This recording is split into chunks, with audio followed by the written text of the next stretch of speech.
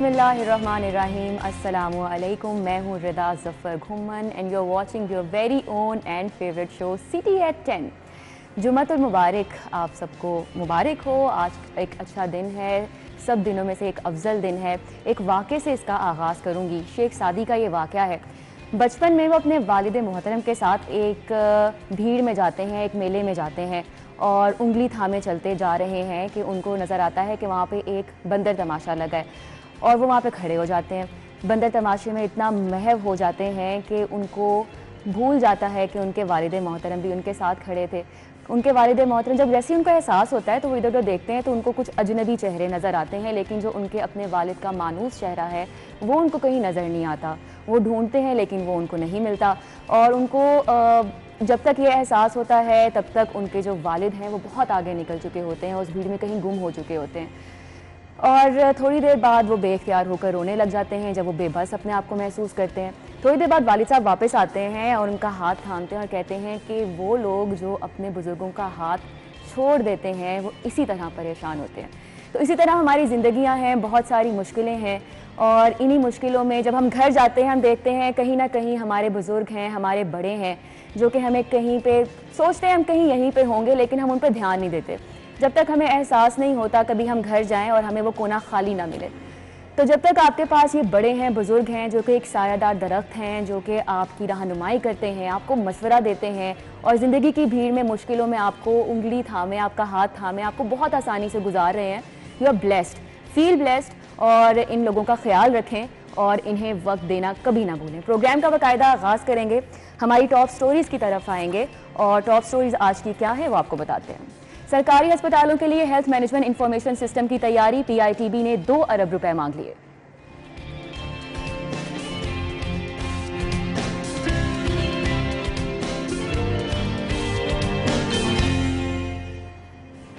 Samanabad underpass मंसूबा ताखीर का शिकार, मंसूबा LDA हुकाम की कारकर्दगी पर सवालिया निशान बन गया। मकबरा जहांगीर पर ग्रेटर इकबाल पार्क बनेगा, प्लान तैयार कर लिया गया है और वजीर आला ने तजावुजात खत्म करने का हुक्म भी दिया है। मुकदमात की तफ्तीश में दाखिल, CCPO की अफसरान को वार्निंग।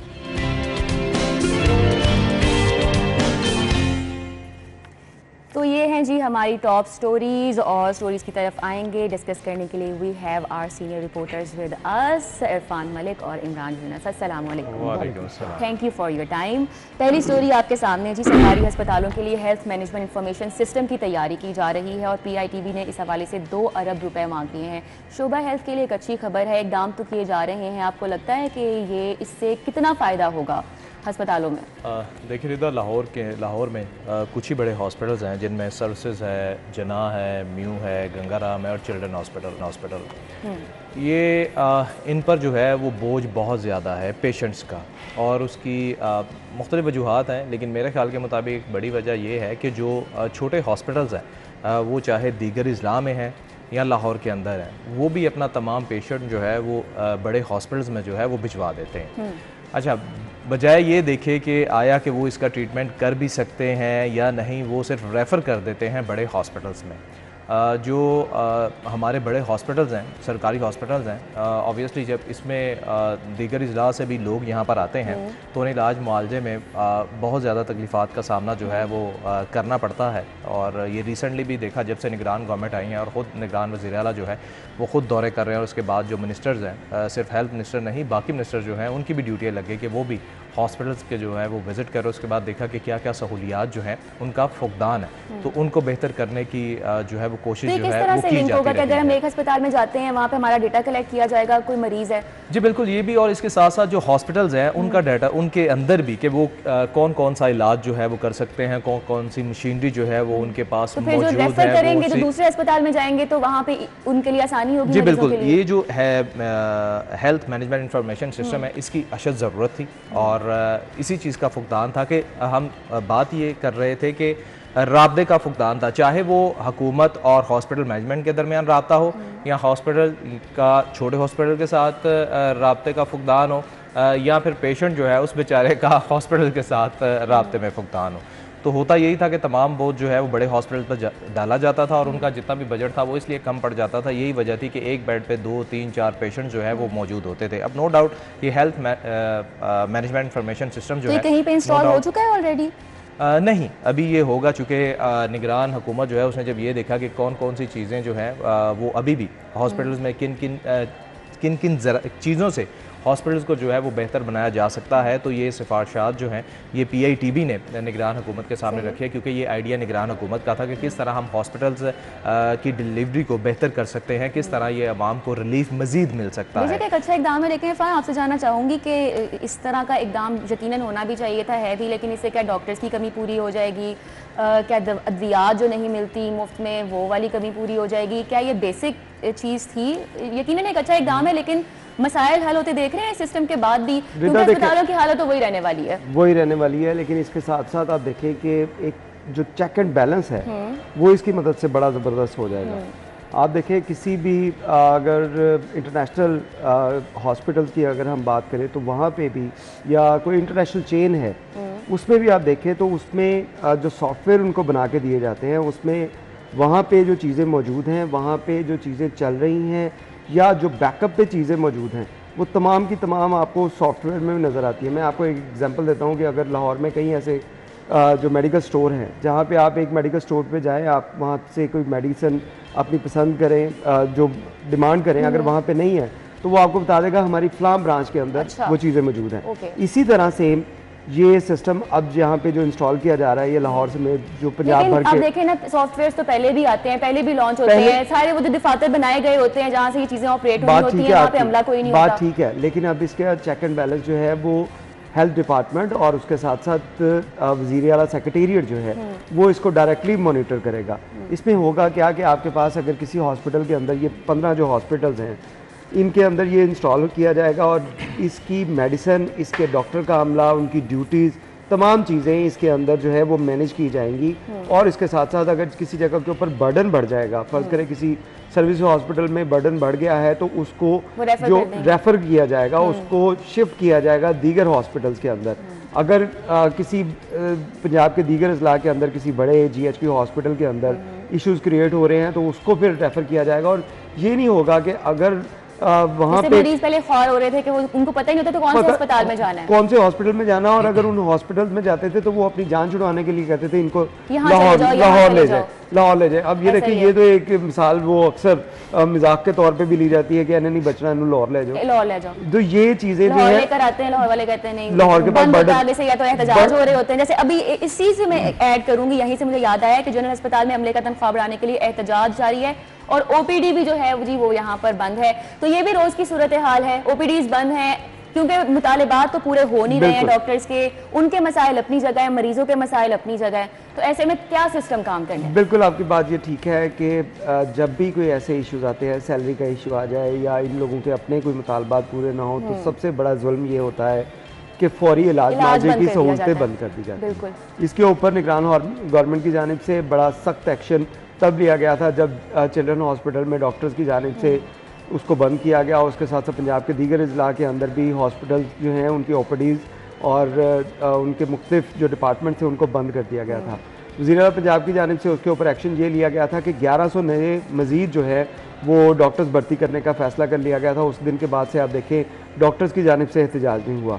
अब यहाँ पे ये पैरामेडिक स्टाफ जो है ये एहतजाज कर रहा है और ये इनकी बदमाशी है कि आप हॉस्पिटल की OPD बंद कर दें। आप एहतजाज करना है, आप एहतजाज के लिए और भी तरीके अडॉप्ट कर सकते हैं। ये नहीं कि मरीजों को जो अब OPD की बात देखें तो इसमें वो तमाम लोग आते हैं जो जिनको टाइम दिया जाता है कि आपने इस दिन फलां दिन जो है वो हॉस्पिटल में दूर दराज के इलाकों से आते हैं। यहाँ पे इतने दूर से मरीज, उनके पास पैसा नहीं होता, मजदूर तबका होता है जो इन बड़े बड़े अस्पतालों में आया होता है, वो किराया लगा कर आता है, आके देखता है, 4-4 दिन उसको रहने की जगह नहीं होती, वो अस्पतालों में नीचे जमीन पे पड़े होते हैं। मरीजों की बात हो रही है। बिल्कुल, और उनके लिए मैं समझता हूँ कि इसके ऊपर सख्त एक्शन अभी तक नहीं लिया गया। पैरामेडिक स्टाफ ने जो ये हरकत की, इन लोगों के साथ जो है वो सख्ती से निपटना चाहिए कि आइंदा कभी ऐसी कोई जरूरत ना करे कि मरीजों की जिंदगी। ये क्वेश्चन है मेरा कि मतलब इस तरह की कोई सजाएं मुख्तस होनी चाहिए कि डॉक्टर्स जो हैं अपनी जिम्मेदारी से ना हट पाए।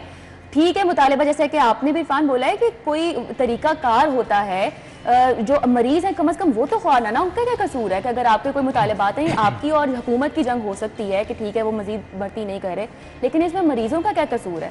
अच्छा रिदा, इसमें मैं पहले आपका जो क्वेश्चन था जो आप मुझसे भी और इरफान से भी कर रही थी, मैं उसको ज़रूर बताना चाहूँगा।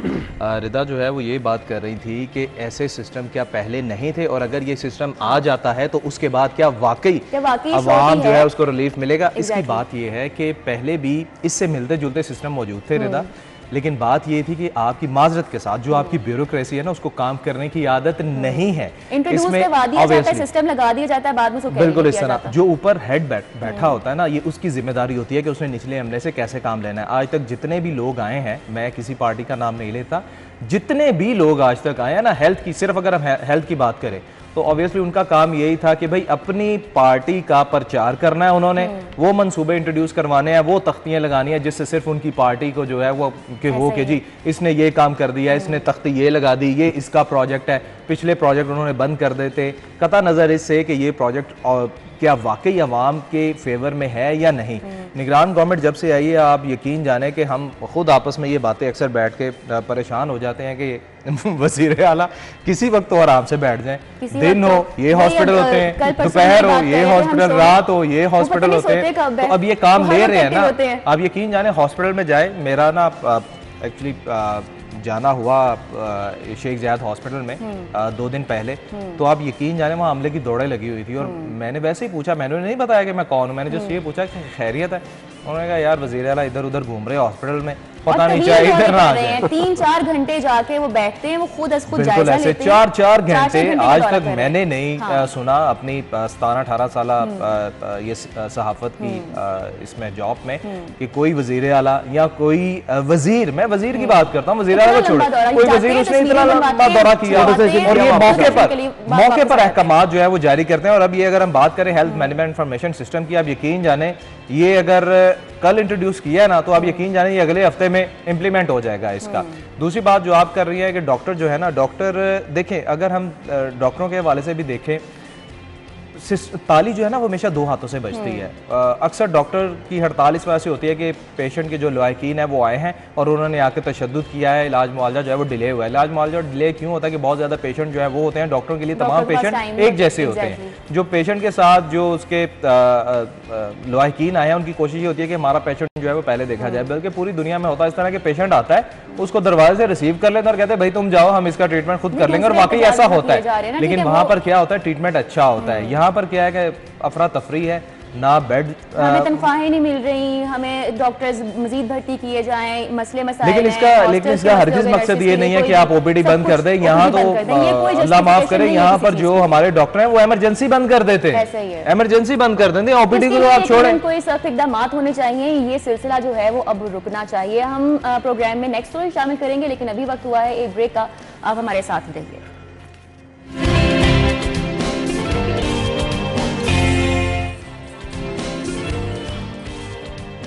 वेलकम बैक जी। अब नेक्स्ट स्टोरी है, उसको डिस्कस कर लेते हैं। खबर है समनाबाद अंडरपास मंसूबा ताख़ीर का शिकार हो चुका है और मंसूबा एलडीए हुक्काम की कारकर्दगी पर सवालिया निशान बन गया है। हमारे सीनियर रिपोर्टर्स हमारे साथ हैं, इस पर भी उनसे बात करेंगे। इमरान, आप बताइएगा, जो इलाका मकीन है खासे ख्वार हो रहे हैं और चीखो पुकार कर रहे हैं, लेकिन कोई नहीं उनकी सुन रहा, क्यों नहीं सुन रहा? अच्छा देखिए, इस प्रोजेक्ट के हवाले से बात करें तो इसकी बहुत ज़्यादा इम्पोर्टेंस है, सिर्फ अहले इलाका के लिए नहीं बल्कि गिरदोनवा के जितने लोग हैं, चाहे वो इकबाल टाउन के हैं, वातद रोड के हैं, समनाबाद के हैं, इसी तरह आप सब्ज़ाजार ले लें, गुलशन रावी ले लें। ये बेसिकली किसी ने भी अगर रिंग रोड की तरफ जाना है या फिर उन्होंने मोटरवे की तरफ जाना है तो हमेशा इस रास्ते को जो है वो यूज़ किया जाता है क्योंकि ये शॉर्टकट है। अब ये मंसूबा जो है ये पहले भी ताख़ीर का शिकार था। पहली बात तो ये है, इसको तो मेरे ख्याल से अब तो तकरीबन कोई 1.5 साल से भी के करीब जो है वो दी गई थी। पहले तो इस प्रोजेक्ट के हवाले से मैं ये बता दूं कि इस प्रोजेक्ट की ज़रूरत नहीं थी। ये खुद एलडीए जो है वो भी कहता है, ये खुद आपकी जो कैबिनेट है वो भी कहती थी कि इस प्रोजेक्ट की ज़रूरत नहीं थी। एक एमपीए ने अपनी खुशी के लिए कि मेरे नाम की तख्ती यहाँ पर लगे, मेरा नाम लगे, इसके लिए उसने ये प्रोजेक्ट जो है ना वो इंट्रोड्यूस करवा दिया। हालांकि यहाँ पर अगर सिग्नल को मकसद जो है वो सिग्नल को ख़त्म करना था, सिग्नल को ख़त्म करने के लिए सिर्फ अगर आप यू टर्न दे देते ना तो ये सिग्नल जो है वो ख़त्म हो जाता और इतनी खतीर रकम भी ना लगती और लोगों का कारोबार जो है और प्रॉपर्टी जो है वो भी बच जाती। लेकिन उन्होंने किया क्या, उन्होंने कहा नहीं जी यहाँ पर अंडरपास जो है वो तो बनना है, कि सिर्फ एक रोड को दूसरे रोड से मिलाने के लिए अंडरपास बना रहे हैं। अगर आप इसको अगर आप टुवर्ड्स गुलशन रावी की तरफ जा रहे हैं समनाबाद से, तो आप मुल्तान रोड से लेफ्ट होके आगे यू टर्न दे देते, जैसे कि जेल रोड पर बने, जैसे कि जेल रोड पर बने हैं, वहां से आप यू टर्न लेके आप गुलशन रावी जा सकते थे, इजी वे था। लेकिन बस उन्होंने अंडरपास बना दिया। उसके बाद हुआ क्या कि यहाँ का जो कॉन्ट्रैक्टर था वो चूंकि मनपसंद कॉन्ट्रैक्टर था और उसने कहा कि जी मुझे तो किसी ने पूछना नहीं, और वाकई किसी ने नहीं पूछा उसको ना, साबका हुकूमतों ने नहीं पूछा। उन्होंने कहा ठीक है जी लगे रहो। उसने अपनी मर्जी से काम शुरू किया, अपनी मर्जी के मुताबिक करता रहा। और हालांकि यहाँ पर ये हुआ कि ये चीज़ जो है वो इरफान मलिक ने भी हाईलाइट की थी, क्योंकि डेली इनका रास्ता जो है वो वही होता था कि यहाँ पर जो पिलर बनाए गए थे ऑरेंज ट्रेन के लिए उनको भी नीचे से डैमेज किया गया था। ये चीज़ जो है जी बिल्कुल, ये अंडरपास बनाने के लिए ना, तो ये भी एक अलहदा इशू था। अच्छा, उसके बाद क्या हुआ कि जब निगरान गवर्नमेंट आई और उन्होंने देखा कि ये काम इतनी सुस्त रवि का शिकार क्यों है, बल्कि काम रुक गया, कभी हड़तालें हो जाती थी, कभी कुछ हो जाता था, तो निगरान गवर्नमेंट जो है उसने इसको टेकअप किया और कहा कि इसको जल्द अज जल्द जो है वो मुकम्मल किया जाए। और मेरे ख्याल से ये अगस्त में इसकी अगस्त में ना इसको शुरू करना था।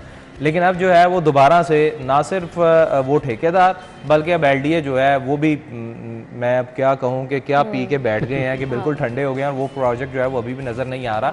सबसे ज़्यादा नुकसान जो है वो ऑब्वियसली जो वहाँ पर मकीन है उनका भी हो रहा है, और जो कारोबारी अफराद है, क्योंकि ये हब है बिल्कुल। और ये वहाँ पर प्रोजेक्ट जो है अभी कल भी मैं देख रहा था इस प्रोजेक्ट को कि बिल्कुल काम जो है वो ना होने के बराबर वहाँ रुका पड़ा हुआ है तकरीबन, ये कह सकते हैं। मतलब इतना ये अरसा हो गया है, इतने साल गुजर गए हैं, तो क्या वजह है, क्यों नोटिस नहीं लिया जा रहा? और शहर में जहाँ पे इतने तरक्याती मंसूबे शुरू किए जा रहे हैं, जो ऑलरेडी ये चल रहा है और बहुत एक बड़ा मसला है, इस पे तवज्जो क्यों नहीं दी जा रही है? रिदा, इसमें आपको एक चीज़ बताएं कि ये जो ठेकेदार, जिसको जैसे इमरान ने भी जिक्र किया, इसका जो मनपसंद ठेकेदार था और इसने केपी के अंदर भी काम शुरू कर रखा था, और ये इसी वजह से इसकी डाइवर्शन लग गई कि इसने लाहौर में भी काम शुरू किया, केपी में भी काम शुरू किया, और उसकी वजह से इसका फोकस जो है वो आउट हुआ।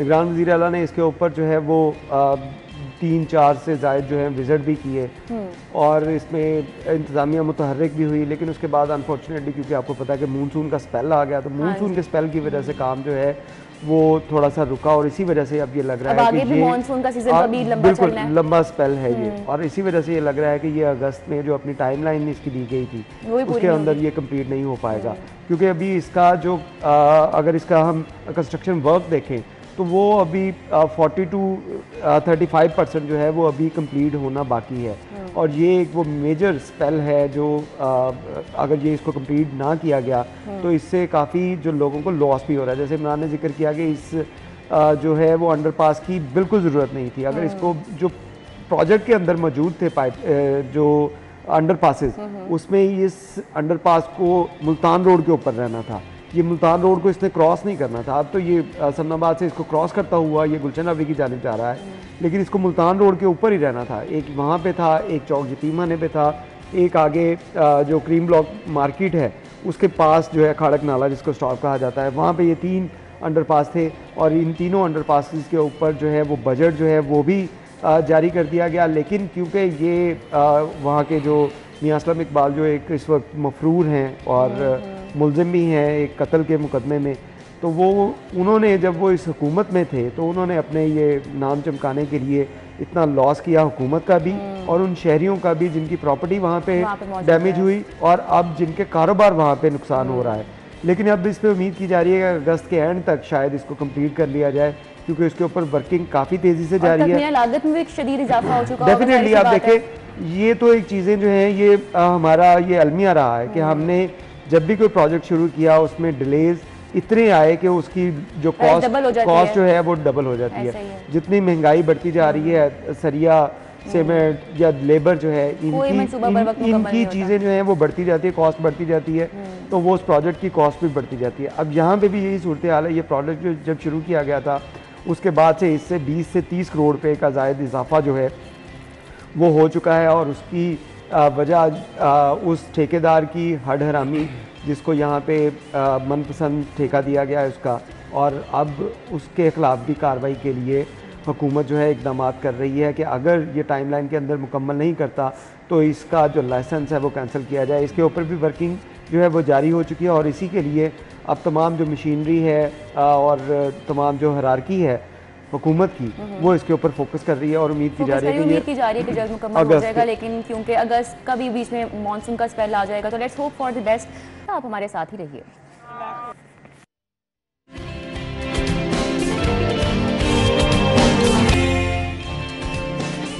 Welcome back. प्रोग्राम में एक बार फिर से खुश आमदीद। और अब हमारी नेक्स्ट स्टोरी को हम डिस्कस कर लेते हैं जी। मकबरा जहांगीर पर ग्रेटर पार्क बनाने का अब प्लान तैयार किया गया है। मुख्तलिफ मंसूबे शुरू किए जा रहे हैं, आवाम की फलाह के लिए काम किए जा रहे हैं। और जो वज़ीर आला ने एक अच्छा इकदाम उठाया है कि जो पुराना अंदरून लाहौर है उसको जो है बेहतर किया जाएगा। उस हवाले से बहुत सारी काविशें हैं जो कि हम देख रहे हैं, जो कि पहले देखने में नहीं आई हैं।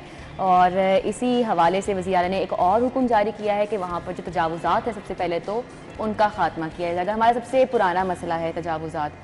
इमरान, आपसे शुरू करूँगी। कभी ये मसला ख़त्म होता देखते हैं आप? रिदा, चूँकि मैं क्योंकि तजावुज़ात ख़त्म करते हैं, दोबारा से शुरू हो जाते हैं, वहीं पे बन जाते हैं। करे, मैं सिटी डिस्ट्रिक्ट गवर्नमेंट जो है तमाम टाउन्स जो हैं वो तकरीबन मैंने 8 साल कवर किए हैं। कंक्लूजन ये है कि बिल्कुल जो आपने बात की ना, तजावुज़ात नहीं ख़त्म हो सकती। क्यों? क्योंकि ये इन्हीं की वजह से होती है। माजरत के साथ जो टाउन इंतज़ामिया है, ये तजावुज़ात इन्हीं की वजह से कायम होती हैं। और इसकी सबसे बड़ी वजह ये है कि तजावुज़ात के खिलाफ ऑपरेशन होते हैं, वक्तन फ़वक्तन होते रहते हैं। लेकिन अक्सर ऑपरेशन से पहले कॉल कर दी जाती है कि जी हम यहाँ ऑपरेशन करने लगे हैं। वो वक्ती तौर पे रेडियो उठाते हैं या कुछ रेडियो जो है वो कब्जे में ली जाती हैं, आगे जाके छोड़ दी जाती हैं। अच्छा, सबने एक्सपीरियंस किया होगा कि हम कभी बाजार वगैरह गए हैं, इस तरह किसी मार्केट में अचानक से सारों की दौड़ें लग गई हैं। क्या हुआ है देखे, ऐसा हुआ है ना, सबके साथ होता है। ये दौड़ें लग जाती हैं, वो रेडी वाले भागना शुरू, आप उसे फल ले रहे थे, वो कहता अच्छा वो छोड़ के वो भागना शुरू कर देता है। तो आप पूछते हो क्या हुआ है, पुलिस आ रही है। तो वो पुलिस कैसे पता चलता है आ रही है? वो पहले पता होता है उनको क्या आ रही है। ये चीज़ें जो है ना शुरू से चलती हैं, ठीक है। इसको ख़त्म करने के लिए एक दौर था जब DC थे यहाँ पर, कैप्टन उस्मान DCO थे तब। उन्होंने क्या किया था कि यहाँ पर तजावुज़ात को ख़त्म करने के लिए ना मुख्तलिफ उन्होंने ना कुछ रेडी बाज़ार बना दिए थे। और वहाँ पर हुआ क्या कि वो रेडी बाज़ार जिन रेडियों के लिए बनाई गई, उन्होंने वो आगे पठानों को रेंट पे दे के खुद पे रोड पर आ गए थे। हमारे लोगों की जो है वो भी आदत ये नहीं है कि वो स्पेशल किसी बाजार में जाएं। वो क्या करते हैं, जहाँ पर रेडी देखते हैं रोड पे वहीं गाड़ी खड़ी करते हैं। हम खुद करते हैं, माजरत के साथ खुद करते हैं, हम करते हैं। हम देखते हैं कि रोड पे रेडी खड़ी है, फ्रूट वाली, फल वाली, हम थोड़ा ब्रेक लगा के रोक लेते हैं, रोड पे ही गाड़ी लगाई और आके ना हम वहाँ पे सौदा सलब जो है ना वो लेना शुरू कर देते हैं। दूसरी बात ये रही कि अब स्पेशली ये जो हमारे शहर का हुसन है ना, मैं आपको ये बताता हूँ कि अक्सर लोग क्या करते हैं कि छुट्टियों में चले जी हमने ना नॉर्दर्न एरिया में जाना है, देखने के काबिल जगह हैं वहाँ पर। आप यकीन जाने लाहौर के अंदर ऐसी इमारतें हैं कि मैं कसम उठा के कहता हूँ कि अगर हम लोग निकले ना, बाइक पे ही निकल जाएं वो जगह देखने, इतनी खूबसूरत जगह है कि हम एक दिन में जो है ना वो देख ही नहीं सकते। छोटी सी मिसाल देता हूँ, अगर आप, चूँकि मैंने तो ये एक्सपीरियंस किया है, लास्ट मंथ मैंने किया है, मैं दिल्ली दरवाजे के अंदर एंटर हुआ पैदल, दिल्ली दरवाजे के अंदर एंटर हुआ और मुझे कुछ काम था, लेकिन मैंने कहा चलो यार बड़ा सुना है, चलो पुरानी मस्जिदें हैं वो देखते हैं। आप यकीन जाने जब मैं उसके अंदर एंटर हुआ ना, बाहर तो बहुत तजावुज़ात थी, दिल्ली दरवाजे के बाहर बहुत ज़्यादा तजावुज़ात, वहीं से उसका सारा हुस्न पड़ जाता है। और जब मैं उसके अंदर गया ना, आप यकीन जाने उसके अंदर जो जो मसाजिद हैं, जो जो काम वर्ल्ड सिटी अथॉरिटी ने किया है, नो डाउट क्रेडिट जाता है उनको कि उन्होंने बहुत बेहतर किया है। वहाँ पर जो पुरानी मसाजिद हैं और जो पुरानी जगह हैं, आप यकीन जाने मैंने उनको विजिट किया, क्या खूबसूरत जगह है वो, लिटरली देखने के काबिल, देखने के काबिल है। और मैं कहता हूँ कि वहाँ पर इतना फॉरेनर मौजूद था, सिख कम्युनिटी थी, चाइनीज थे, बाकी भी ममालिक से लोग जो है ना फॉरेनर वहाँ पर मौजूद थे और रश था उनका। और वाकई मुझे वो बहुत खूबसूरत चीज़ें लगी। कहने का मकसद ये है कि हमारे लाहौर के अंदर खूबसूरत जगह बहुत ज़्यादा है, उनको बेहतर करने की ज़रूरत है। सबसे बड़ा मसला तजावुज़ात का है। उसके बाद अब जो निगरान गवर्नमेंट ने ये जो हिदायत जारी की है कि नूरजहां का मकबरा और इसके साथ जहांगीर का मकबरा है, क्योंकि ये जगह वाकई देखने के काबिल है, इनको मज़ीद बेहतर और खूबसूरत बनाने के लिए वहाँ पर ग्रेटर इकबाल पार्क जो है उसकी तर्ज पर वहाँ पर ग्रेटर पार्क जो है वो बनाने का प्लान जो है वो इनिशिएट किया गया है। निगरान टाइमलाइन भी दी गई है इसकी? नहीं, टाइमलाइन इसमें हंगामी बुनियादों पर कहा गया, और आप यकीन जाने कि निगरान हुकूमत, निगरान वज़ीर आला जब हंगामी बुनियादों पर कहते हैं ना, तो सबको पता है कि फिर क्या होता है। हमें तो ज्यादा इसलिए पता है कि हम तो डेली उनके अंडर बिल्कुल ऐसे करते हैं, तो हमें इन चीज़ों का पता है। और अगर ये प्रोजेक्ट जो है वो फुलफिल हो गया, आप यकीन जाने लाहौर का चेहरा जो है ना वो निखर जाएगा। और अगर ये निगरान गवर्नमेंट रही है तब तक ही होगा, बाद में फिर अल्लाह वारिस, ये हम कहते हैं। हाँ, तजावुज़ात का मसला ये कभी खत्म होता नजर नहीं आ रहा है। नेक्स्ट स्टोरी की तरफ चलते हैं। इरफान मलिक की ये खबर है, मुकदमात की तफ्तीश में ताखीर और CCPO ने अफसरान को वार्निंग जारी की है। इरफान, ये तो वार्निंग्स जारी कर दी जाती हैं, लेकिन क्या इस तरह के कानून हैं जो कि मुख्तस किए गए हैं, और उन कानून के मुताबिक क्या सजाएं दी जाती हैं इन अफसरान को अगर वो गफलत बरते हैं? बिल्कुल रदा, ऐसा जो है वो इम्प्लीमेंट होता नज़र आ रहा है। CCPO बिलाल सदीक के म्याना जब से इन्होंने चार्ज लिया, तो इनका एक बड़ा फोकस जो था वो इन्वेस्टिगेशन विंग पे था, क्योंकि इनका मानना, और पुलिस इंटरनेशनली अगर देखा जाए तो उसमें पुलिस का जो असल काम है वो इन्वेस्टिगेशन है, वो क्राइम को रोकना, वो सारी चीज़ें, वो इन्वेस्टिगेशन अगर बेहतर होगी तो उसके इसी वजह से CCPO बिलाल सदीक के म्याना का इसके ऊपर बड़ा फोकस था। और जब ये इन्होंने चार्ज यहाँ पे लिया था, तो उस वक्त आपको बताएं 4 से 5 लाख के करीब ऐसे केसेस जो पेंडिंग थे, जो थानों की अलमारियों में पड़े थे, और तफ्तीशियों के ऊपर एक बहुत बड़ा बर्डन था कि उस तफ्तीशों को मुकम्मल करना, उनके रोड सर्टिफिकेट जारी करने, उनके चलान जो हैं अदालतों में जमा करवाने, वो नहीं हो रहे थे, जिससे ना तो मुद्दई को फ़ायदा पहुँच रहा था और ना मुल्ज़िमान जो हैं उनको सजाएं मिल रही थी, क्योंकि within police accountability system ही कोई नहीं है। सिस्टम है, ये सारे सिस्टम मौजूद हैं, लेकिन उसके ऊपर इम्प्लीमेंट नहीं हो रहा था। इसी वजह से बिलाल सदीक म्याना ने जब चार्ज लिया, तो उसके बाद उनका बेसिक फोकस जो था वो यही था कि जो पेंडिंग केसेस हैं आपके पास, इनको फौरी तौर पर निपटाएं, अदालतों में भेजें, ताकि अदालतें इसके ऊपर डिसीजन करें। आप ये कह रहे हैं कि पुलिस सिस्टम बेहतर हो रहा है? पुलिस सिस्टम बेहतर हो रहा है, इन्वेस्टिगेशन विंग जो है इसको बेहतर किया जा रहा है, और इसी के लिए जहाँ पे जो दिन दहाड़े चोरी हो रही है, इतनी डकैतियाँ हो रही हैं। अब हमारी प्रोड्यूसर आयशा की मैं बात कर लेती हूँ, अभी 2-3 दिन पहले उसकी गाड़ी घर के बाहर से चोरी हो गई, और सामने सिक्योरिटी ऑफिस है, और अल्हम्दुलिल्लाह मिल गई उसके बाद। लेकिन देखिए वो मिल कैसे गई, यही वजह है कि अगर आप पुलिस अपना काम करेगी, पुलिस डाकू, देखें क्राइम किसी जगह पे चोरी होने की, यही बात, कोई किसी जगह के ऊपर आप ये नहीं कह सकते, किसी भी पूरी दुनिया के अंदर आप ये नहीं कह सकते कि किसी जगह के ऊपर क्राइम नहीं होता। क्राइम हर जगह पे होता है, उसके बाद उसकी डिटेंशन और उसके साथ साथ जो मुल्ज़िमान हैं उनकी गिरफ्तारियां, असल बेसिक काम पुलिस का ये है।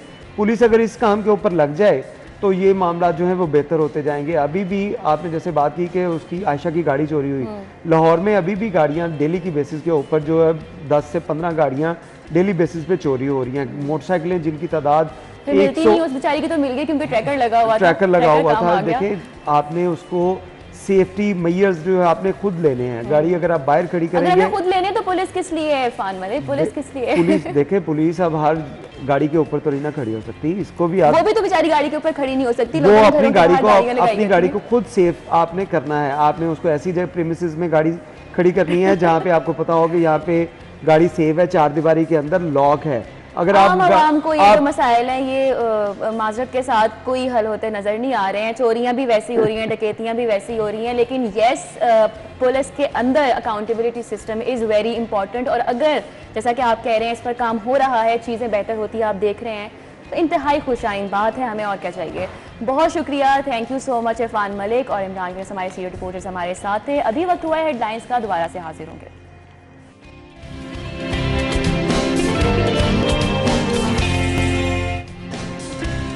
Welcome back to the show. तो आज हमारा नेक्स्ट टॉपिक है जी होम ब्रिज प्रोजेक्ट, जो कि बीकन हाउस ने शुरू किया है। क्या इस प्रोजेक्ट का मकसद है, ये प्रोजेक्ट है क्या, तमाम तर अंडरस्टैंडिंग इस हवाले से हम बात करेंगे। आसिम अली बुखारी साहब हैं हमारे पास, जो कि हैं school head Home Bridge by Beaconhouse. Welcome to the show. अस्सलाम वालेकुम। जी वालेकुम अस्सलाम। Thank you for your time. Very much for inviting me here जी। Yeah it's our pleasure. आप ये बताइएगा कि ये जो होम ब्रिज प्रोजेक्ट है ये आखिर है क्या, और it's related to the A level student, ये ऑनलाइन प्रोजेक्ट है, तो थोड़ा सा हमें एक्सप्लेन कीजिएगा। जी ज़रूर। होम ब्रिज एक बड़ा यूनिक प्रोडक्ट है जी। Home Bridge by Beaconhouse. Beaconhouse एक ऐसा इदारा है कि जो हमेशा तालीम की जो बाउंड्रीज़ है उनको एक्सपैंड करता रहा है। करीब 50 साल होने वाले हैं इसको, और जब भी कोई एक नया फ्रंटियर खुला है, बीकन हाउस ने खोला है। ये एक नया हमारा फ्रंटियर है। ये एक हाइब्रिड ए लेवल स्कूल है। हाइब्रिड से मुराद ये कि इसका एक फिजिकल कंपोनेंट है जी, और इसका एक स्ट्रॉन्ग ऑनलाइन कंपोनेंट है।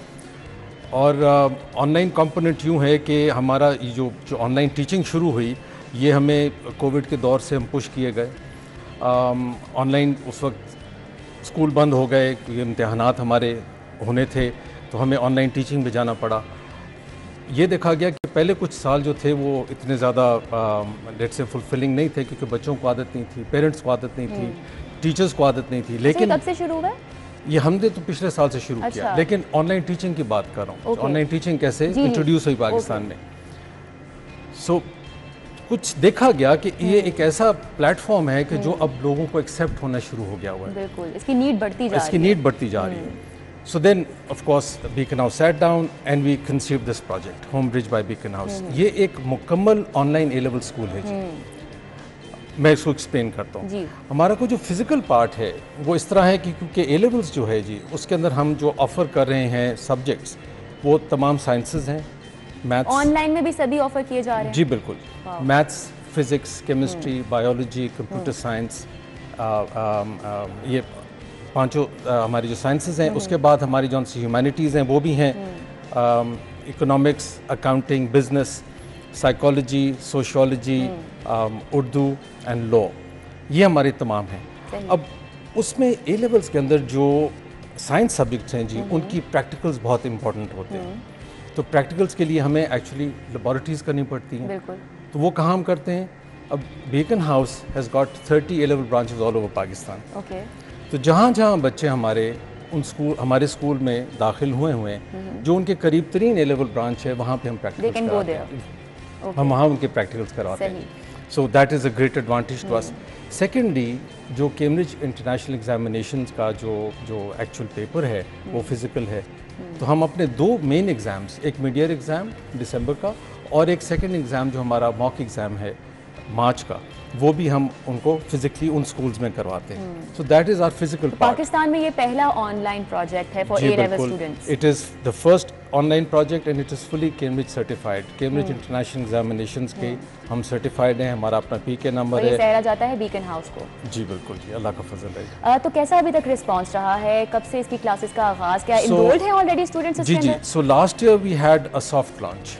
हमने अपने आप को ज़्यादा मार्केट में पुश नहीं किया, और हमारा जो पहला साल था, करीब 100 बच्चे थे हमारे पास, और वो हमने उनको पहला साल बड़ा सक्सेसफुली कराए। ए लेवल्स 2 साल पे होता है मबनी जी, 1 साल के इम्तिहान पे एंड के इम्तिहान होता है और दूसरे साल के एंड पे इम्तिहान होता है, और उन दोनों का मुरक्का जो है वो फाइनल एग्ज़ाम आपको बनता है। तो हमारा पहला इम्तिहान हुआ है बखूबी, अल्लाह के फजल से उसका रिज़ल्ट एक्सपेक्टेड है in August and we expecting a great result. और हमारी अब सेकेंड ईयर जो है वो ज़ोर शोर से अब चल रहा है। उसमें हमारी माशाल्लाह एडमिशन भी बहुत अच्छी हैं, हमें रिस्पांस भी बहुत अच्छा आया है। हमारी टीचिंग फैकल्टी, जो मेन चीज़ मैं आपको बताना चाहता हूँ, जो हमारी टीचिंग फैकल्टी है वो एट पार है with any best A level teaching in Pakistan. उसके मेयार में कमी नहीं है। नहीं, और तो यूजुअली ऐसे होता है जो ऑनलाइन कोई भी आप क्लासेस होती हैं तो उसमें यकीनन थोड़ा सा डिफरेंस देखने में आता है जी, पर इसमें नहीं है। इसमें नहीं है, और ये बड़ा इंटेंस है बिकॉज इसमें हमारे 3 किस्म के बैकअप्स हैं। हमारा जो स्कूल है वो एक लर्निंग मैनेजमेंट सिस्टम जो है उसके ऊपर है।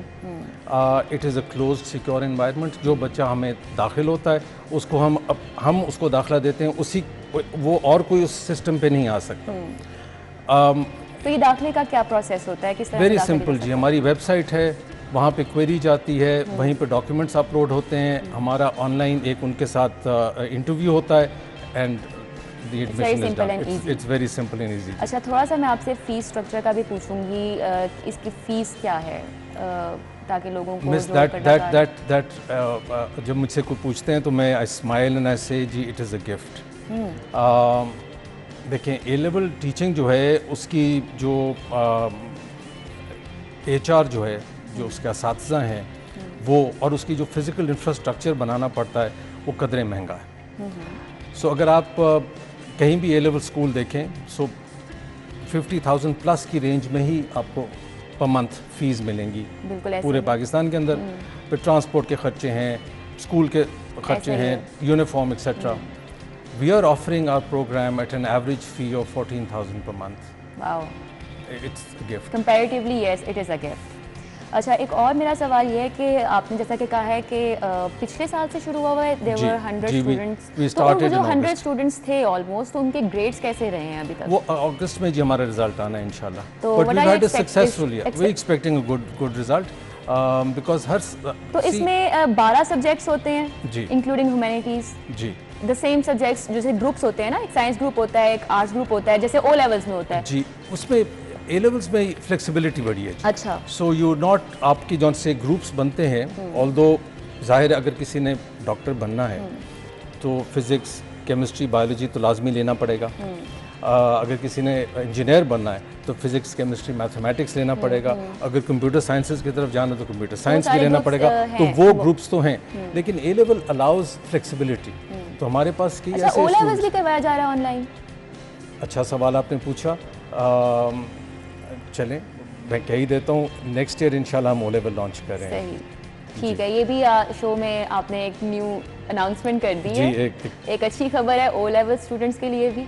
जी बिल्कुल जी, इट्स और ये हमारा इंटीग्रेटेड प्रोग्राम होगा और मुझे बहुत उम्मीद है कि ये बहुत पसंद किया जाएगा, बिकॉज तालीम वैसे भी मुश्किल होती जा रही है। आजकल अखराजात भी ज़िंदगी के बहुत बढ़ रहे हैं और एक आपको कॉम्पिटेंट बीकन हाउस के नाम से, बीकन हाउस की अम्ब्रेला के अंदर उसी लेवल की मेयार की तालीम मिले जो आपको बेस्ट स्कूल में मिल सकती है, इतने कम खर्चे पे, तो बहुत बड़ा। अच्छा, I myself was an O level student and I use to belong to a small city, तो वहाँ पे ए लेवल्स की सहूलत क्योंकि मौजूद नहीं थी, तो उसके बाद मुझे प्री इंजीनियरिंग करना पड़ी क्योंकि वहाँ पे ए लेवल्स नहीं हुआ था। My parents were not ready to send me, you know, to send me to Lahore, उस वक्त हॉस्टल में जाके रहो।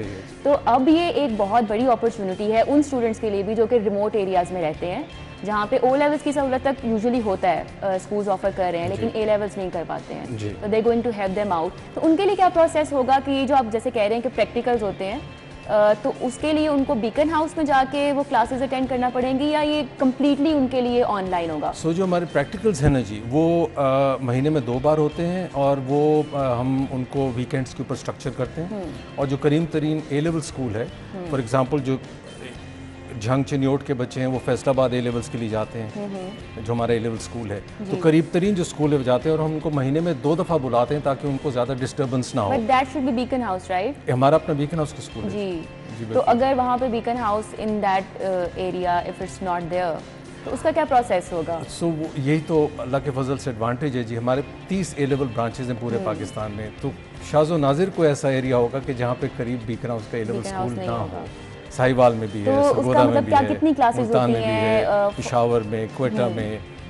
तो ऑलमोस्ट एक एस्टीमेट उन बच्चों के लिए पूछ रही हूँ ना जो ए लेवल्स करना चाहते हैं और उनको पता है कि अच्छा इतने फासले पे मेरा ये स्कूल होगा बीकन हाउस, मुझे ए लेवल्स में एडमिशन लेना है, ऑनलाइन लेना है और मुझे कितनी दफ़ा स्कूल जाना पड़ेगा और क्लासेस जो प्रैक्टिकल होंगी वो अटेंड करने के लिए क्या मैं कर सकता हूँ? नॉन साइंस बच्चे हैं तो उनको तो कहीं जाने की ज़रूरत नहीं है, वो तो अपने ही घर से तमाम उनकी तालीम मुकम्मल होगी। तो सिर्फ वो जाएंगे तो स्पोर्ट्स के लिए जाएंगे, वो हम स्पोर्ट्स इसमें देखें, एक्स्ट्रा करिकुलर एक्टिविटीज जो यही बात है ना जी।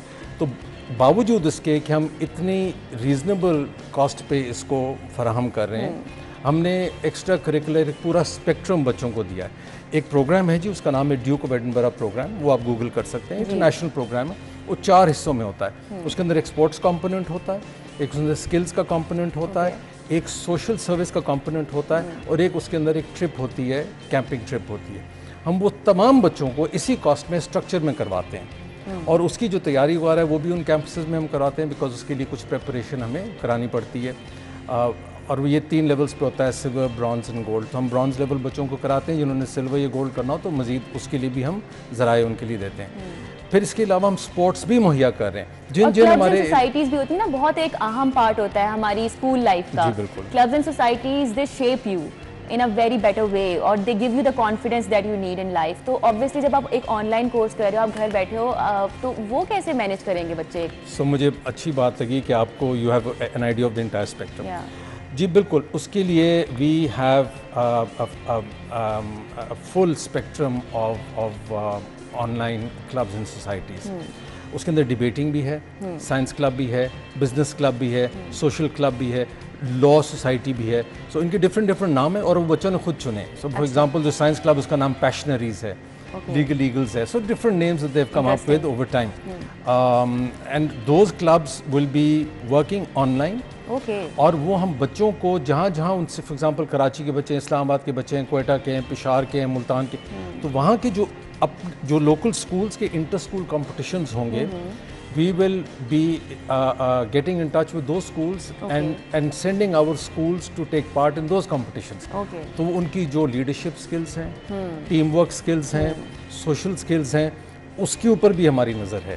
तो मतलब कोई लूप होल ही छोड़ा गया इवन इन ऑनलाइन जो इसलिए मैंने गुजारिश की, it's a full school, it's a online school but it's a full school. तो हम स्कूल के जितने भी डिफरेंट एस्पेक्ट्स होते हैं of a learning mind, of a developing mind, of a developing character, उन सब को हमने इसके अंदर रखा है। सही हो गया। Any last message that you want to give to those who want to take admission in A levels online? Last message to ye ji, please come and see us on our website, homebridge.pk, and I can assure you of this. So I've been in education since 1995. मेरी सारी उम्र, कहते हैं उम्र गुजरी ऐसी दश्ती सयाही में. So I am very proud of the fact that we have produced one of the best teaching cohort. जो मेरे टीचर्स हैं उन पे मुझे नाज है. They are very dedicated, they're very focused. और जो सारे साल हमें फीडबैक आया है पेरेंट्स से, बच्चों से, वो ये है कि they have had a very fulfilling year. So do try us and inshallah you will not be disappointed. And I think you will not be disappointed as well, क्योंकि जो मैंने भी बातें सुनी हैं जिस तरह से वो co-curricular activities को भी लेके चलने वाले हैं, clubs, and these things are very important in shaping you as a person. तो उन्होंने कोई लूप होल नहीं छोड़ा है इस प्रोजेक्ट में. तो जो भी हैं ए लेवल्स में एडमिशन लेना चाहते हैं बच्चे, जिनके लिए पहले मुश्किल था, और फीस स्ट्रक्चर जो है वो भी बड़ा इंटरेस्टिंग है कि वो एक इसका जो प्लस पॉइंट है कि इसकी फीस भी नॉर्मल स्कूल से बहुत कम है. एक चीज़ ऐड कर दूं, आपने पूछा नहीं उसके बारे में. जी जी श्योर. मेरे पास इस वक्त 25% मैट्रिक के बच्चे भी हैं. अच्छा. जो मैट्रिक करके ए लेवल्स में आए हैं. अच्छा, अब ये बड़ी अनहोनी सी बात होती है. क्योंकि बच्चे मैट्रिक के सोचते हैं कि भाई हम तो ये कर ही नहीं सकते, हमारी तो तालीम ही नहीं है. सही. हमने मैट्रिक के बच्चों को एडमिशन्स भी दिए हैं और उनको केपेबल भी कर दिया. उन्होंने फर्स्ट ईयर का हमारा इम्तिहान भी दिया. And we have given them full support in the first term. दो चीज़ों के ऊपर, एक तो ये कि जो मैट्रिक और इंटरमीडिएट की दुनिया है और ये अच्छी तालीम है, और वो ए लेवल की दुनिया, उसमें जो मेन फ़र्क ये है कि जो आपका जाविया इम्तिहान का है वो फ़र्क होता है. हाँ जी बिल्कुल. मैट्रिक इंटरमीडिएट के अंदर जो आपका इम्तिहान है वो आपकी मेमोराइजेशन का ज़्यादा है. एग्जैक्टली. वो ए लेवल्स के अंदर आपका जो इम्तिहान है वो analysis, reasoning, criticism, critic, evaluation, opinion, इसके ऊपर ज़्यादा होता है. तो हमने पहली पूरी टर्म के अंदर बच्चों को मैट्रिक से इस सिस्टम में, यही तो मैं आपसे गुजारिश कर रहा हूँ. सो हमने बच्चों को पहले तो इस चीज़ की सपोर्ट दी कि बेटा आपने जब यहाँ पे पूछा जाता है लेवल में सवाल, तो आपने लंबा नहीं लिखना, आपने उसके सवाल के मुताबिक लिखना है और बस. दूसरी बात ये थी कि ज़्यादातर बच्चों को, उनकी बड़े मेहनती बच्चे मैट्रिक के, लेकिन उनको आदत ये थी कि अगर कोई चीज़ पहले की बनी बनाई है तो उसको वो निकाल देंगे. खुद से अगर लिखने के लिए हो तो हेसिटेट करते थे. हमने उनको इंग्लिश लैंग्वेज सपोर्ट क्लासेस भी दी. और इस साल से तो मैं एक इंग्लिश लैंग्वेज टीचर हमने इंडक्ट कर लिया इसी काम के लिए कि जिन बच्चों को ऐसे writing, sentence construction, spoken, written English के अंदर सपोर्ट चाहिए, वो पूरे साल हमारी क्लासेस चलेंगी.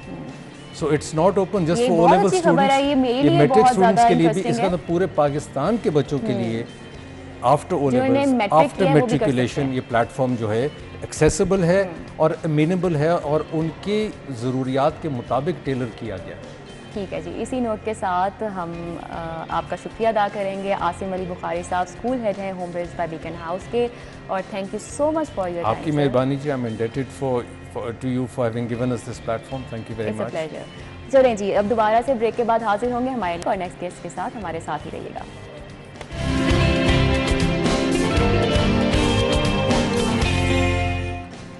Welcome back. अब हम बात करेंगे हमारे सबसे बड़े अवामी मसले की, और ये अवामी मसला है जी हमारा घुटनों का दर्द. हमारे घरों में बुज़ुर्गों को जब भी हम देखते हैं एक ही गिला शिकवा करते नज़र आ रहे होते हैं. घुटनों में बहुत दर्द है, उठ रहे हैं, बैठ रहे हैं, सो रहे हैं, हर वक्त ये जो एक बहुत बड़ा मसला है हमारी आवाम का, इसकी क्या वजूहात हैं, ये इतना आम क्यों हो चुका है और क्या इसका इलाज हो सकता है, कैसी हमारी खुराकें होनी चाहिए जो कि इसमें हेल्प आउट कर सकती हैं। हमारे नेक्स्ट गेस्ट हैं हमारे साथ जो कि ऑर्थोपेडिक सर्जन है doctor Akmal Zeb. Very warm welcome to the show. अस्सलाम वालेकुम। Thank you for your time. ये बहुत बड़ा मसला है जी, और ना सिर्फ बुज़ुर्गों में बल्कि अब तो यूथ में आप देखें कि जो नौजवान नस्ल है वो उठते बैठते उसके घुटनों में से आवाज़ें आ रही होती हैं। तो क्या वजह है ये मसला बढ़ता ही जा रहा है? नहीं, हमारी खुराकें ऐसी एक बड़ा इंटरेस्टिंग टॉपिक है डिस्कशन के लिए। जाहिर सी बात है इसमें अवामी आगाही भी बहुत ज़रूरी है। सबसे पहले तो ये है कि जब हमारी जो पॉपुलेशन है वो 99% विटामिन डी डेफिशिएंट है। इसकी बहुत बड़ी वजह है कि we are a Muslim country, हम अपना बदन ढांप के रखते हैं, हम अपनी ट्रेडिशंस को फॉलो करते हैं। तो जो विटामिन डी होता है ये स्किन में बनता है और इसके बनने के लिए सन एक्सपोजर बहुत ज़रूरी होता है। तो ये एक नेचुरल वजह है कि हमारी 99% पॉपुलेशन विटामिन डी डेफिशिएंट है। तो इस डेफिशिएंसी को पूरा करने के लिए ना तो हमारी डाइट एडिक्वेट है, ना हम सप्लीमेंटेशन लेते हैं। इसकी वजह से होता क्या है, जब बच्चा बड़ा हो रहा होता है उसी टाइम पे हमारे बच्चे ही विटामिन डी डेफिशिएंट हो जाते हैं। तो जब उनकी बोन का बिल्ट होता है वो मुकम्मल तौर पे ठीक बनने के लिए विटामिन डी और कैल्शियम की ज़रूरत होती है। जब विटामिन डी की डेफिशिएंसी बाय बर्थ आ रही है या माँ से ही बच्चा लेके आ रहा है तो वो उस तरह से विटामिन डी के स्टोर्स को डेवलप नहीं कर पाता, उसकी बोन की ग्रोथ और बोन की हेल्थ उतनी अच्छी नहीं बन पाती जितनी बननी चाहिए। जब बोन्स वीक होंगी, अपनी स्टैंडर्ड को मेंटेन नहीं करेंगी तो होगा क्या, अल्टीमेटली बोन्स के पेन, दर्दें, बोन्स का कमज़ोर होना, जॉइंट्स के दर्द, जॉइंट्स का कमज़ोर होना, ये सारे मसाइल शुरू हो जाते हैं। तो ये जो ना सिर्फ ये वाले जॉइंट्स बल्कि अक्सर हमारे हाथों में ये जो कलाइयाँ होती हैं यहाँ पे बड़ा दर्द रहता है और ये वही बात है कि विटामिन डी डेफिशिएंसी। यहीं पे इसी से रिलेटेड मैं सवाल पूछती हूँ कि जो सनलाइट लेने का, जैसा कि आपने कहा है कि मतलब हम हमेशा अपने ढांप के रखते हैं बॉडी को, तो क्या वो स्पेसिफिक टाइम होता है, किस तरह से हम सनलाइट, क्योंकि गर्मी है आजकल तो खैर धूप होती बहुत तेज़ है, नहीं बैठ सकते डायरेक्टली, तो एक्सपोजर किस तरह से होना चाहिए? सन एक्सपोजर के लिए ज़रूरी है जो अर्ली मॉर्निंग सन एक्सपोजर होता है उसमें अल्ट्रा वायलेट रेज जो होती हैं वो एडिक्वेट अमाउंट में होती हैं क्योंकि पोल्यूशन नहीं होती उस टाइम पे। Early morning at 6 AM 7 AM उसमें पोल्यूशन नहीं होती एयर में, तो अल्ट्रा वायलेट रेज डायरेक्ट आपकी बॉडी के ऊपर पड़ रही होती हैं, तो उससे जो विटामिन डी बनता है वो प्योर विटामिन डी होता है और वो बॉडी के लिए हेल्पफुल होता है। तो सबसे ज़्यादा हेल्पफुल ये है कि आप उस टाइम अपनी बॉडी को सन एक्सपोजर दें। Early morning sun exposure is very important. तो उसके अलावा हमारी क्या ऐसी खुराकें होनी चाहिए, क्योंकि जैसा कि आप कैल्शियम की कमी होती है सबसे ज़्यादा कहते हैं, जो सबसे ज़्यादा आपका मसला है घुटनों का, पहली बात जो आती है कि कैल्शियम की कमी हो गई है मुझे, तो उसके लिए क्या खुराक होनी चाहिए? क्योंकि आजकल जो दूध भी हम पीते हैं जो कि सबसे बड़ा सोर्स है कैल्शियम के लिए, वो भी जाली होता है, वो भी केमिकल ज़्यादा होता है। डॉक्टर के पास जाते हैं सबसे पहले कहते हैं ये दूध छोड़ दो फिर ठीक हो जाओगे, क्योंकि वो दूध ही सबसे बड़ा मसला है हमारे लिए। तो क्या खुराक होनी चाहिए? अच्छा, इसमें बहुत ज़रूरी चीज़ है, डाइट जितनी अच्छी हो उतनी ज़रूरी होती है। असल में हमें एक बैलेंस्ड डाइट चाहिए होती है जिसमें एडिकेट अमाउंट में vitamins, minerals, lipids, carbohydrates, proteins, everything मौजूद हो। होता क्या है, हम या तो बहुत ज़्यादा प्रोटीन्स ले रहे होते हैं या बहुत ज़्यादा लिपिड्स ले रहे होते हैं या बहुत ज़्यादा कार्बोहाइड्रेट्स ले रहे होते हैं, हमारी डाइट बैलेंस नहीं होती, जिसकी वजह से आपने देखा है हमारी सोसाइटी में लोग कितने ज़्यादा ओबीज़ हैं। ओबेसिटी एक बहुत कॉमन प्रॉब्लम बनता जा रहा है। वो अनबैलेंस डाइट जब हम लेते हैं तो उसकी वजह से होता क्या है, उसकी वजह से आपकी जितने भी बॉडी के वेट्स हैं, बॉडी के फैट स्टोर्स हैं, प्रोटीन स्टोर्स हैं, वो बढ़ जाते हैं। जब वो बढ़ते हैं तो बोन्स की कैपेसिटी से ज़्यादा बोन्स के ऊपर वेट आने लग जाता है। जब किसी बोन पे, किसी चीज़ पे उसकी कैपेसिटी से ज़्यादा वेट आएगा तो क्या होगा, उसमें पेन्स होंगी, उसके मसाइल शुरू हो जाएंगे। यही वजह है कि ओबेसिटी एक और काज है जॉइंट पेन्स का, हड्डियों में दर्द का। इसको बेहतर बनाने का तरीकाकार क्या है? इसको बेहतर बनाने के अब दो तरीक़ेकार हैं। पहले नंबर पे तो आपकी जो डाइट है वो इंतहाई बैलेंस्ड डाइट हो। आप बैलेंस डाइट में आपको कम से कम इतना नॉलेज होना चाहिए कि मैं ये चीज़ खा रहा हूँ, इसमें ये मिनरल्स हैं, ये विटामिन्स हैं, इनके ये फ़ायदे हैं। उसमें जो कॉमन सोर्स है, जो नेचुरल सोर्स है विटामिन डी और कैल्शियम का, जो कॉमनली यूज़ होता है वो मिल्क है। जो नेचुरल वो भी तो प्रोडक्ट खालिस की मिलता है, है ना? उसमें ये हमारा एक अलग से मसला है कि हमें अलग से खालिस मसला है। मिल्क अवेलेबल नहीं बहुत है बड़ा या मसला हमें है। मिलता नहीं है। उसमें फिर ये होता है कि जो जिस तरह कुछ कंपनीज़ हैं जो नेशनली सर्टिफाइड कंपनीज़ हैं, उनका जो मिल्क होता है उसमें कैलकुलेटेड अमाउंट में विटामिन डी और कैल्शियम मौजूद होता है। वो कम अज़ कम एक ऐसे दूध से बेहतर होता है जिसमें पानी शामिल किया गया होता है और उसमें मिनरल्स की कोई क्वांटिटी नहीं होती। तो उससे बेहतर होता है कि वो दूध इस्तेमाल करें जो सर्टिफाइड किसी कंपनी का हो, जिसमें एक कैलकुलेटेड अमाउंट में विटामिन और मिनरल्स शामिल किए जाएँ। उसके अलावा क्या खुराक होती है जिससे आपको विटामिन डी जो उसके अलावा मेनली आपको विटामिन और मिनरल्स के लिए सब्जियों का इस्तेमाल करना होता है, जिसमें हम जो आज की हमारी नौजवान नस्ल है वो काफ़ी रिलेक्टेंट नज़र आती है सब्जियों की तरफ से। सब्जियों में vitamin C, anti ageing, minerals और विटामिन हम लोग खाते हैं और हम इस तरह की तमाम तर डाइट से दूर होते जा रहे हैं। This is one of the reasons के जंक फूड की वजह से जंक फूड की वजह से ओबेसिटी होती है, ओवरवेट होते हैं, आपकी बॉडी डीफॉर्म होती है। जंक फूड एक और बहुत बड़ा रीज़न है बॉडी पेन्स का, जॉइंट पेन्स का। जंक जो फूड उठते बैठते हमारे घुटनों में से आवाज़ें आ रही होती हैं, इसका क्या रीज़न है? और क्या वो पॉइंट होता है जब हमें तशखीस कर लेनी चाहिए कि अच्छा नहीं, ये घुटनों का मसला शुरू हो रहा है, हमें डॉक्टर के पास जाना है? देखें, असल चीज़ जो यहाँ नोट करने वाली है ना, 25 is the cut off value, 25 to 30 years. अच्छा। इस एज तक हमारी बोन्स बन रही होती हैं। इस एज तक हम अगर विटामिन, मिनरल्स, अपनी डाइट का ख्याल रखें, अपने बच्चों की डाइट को मेंटेन रखें, तो 30 years, 25 years is the cut off. यहाँ तक आपकी बोन्स डेवलप हो रही होती हैं। 30 to 40 ईयर्स के दरमियान आपकी बोन्स स्टैटिक कंडीशन में रहती हैं, जिस तरह की वो बन चुकी होती हैं वो वैसी मेंटेन रहती हैं। 40 years is another cut off. 40 years के बाद आपकी बोन्स का वियर एंड टीयर और कट ऑफ शुरू हो जाता है।